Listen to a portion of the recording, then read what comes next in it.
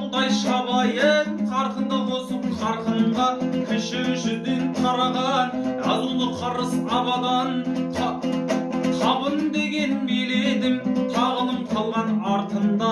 ақыл бар және нақыл бар ақ сақалды қартында жақсы менен жаманның айыра білген парқында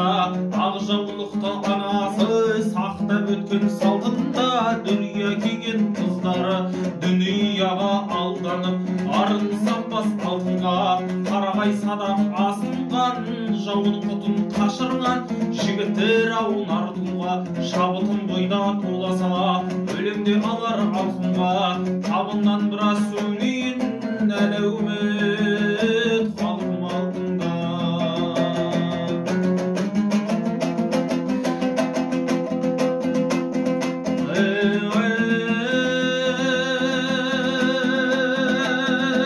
Азаттыққа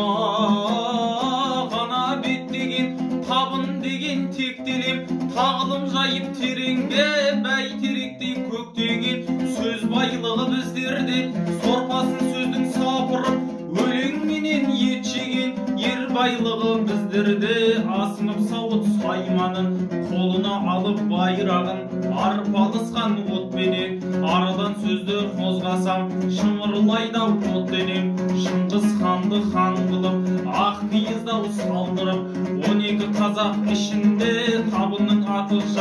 он екі тайпа ішінде табынның аты жаңғырып көтерген еді-ау еппенен беріден сөзді қозғасам дастандар қалар көктеген қашағұлы досжаным қазаққа терін төктерін тәтияйын салдырды қасиетті сонау меккеден өзімдеп келген оғланын өзегінен теппеген 5 күнде мына табынның беседі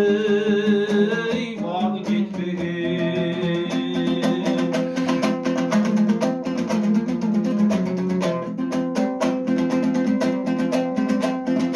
Аллаға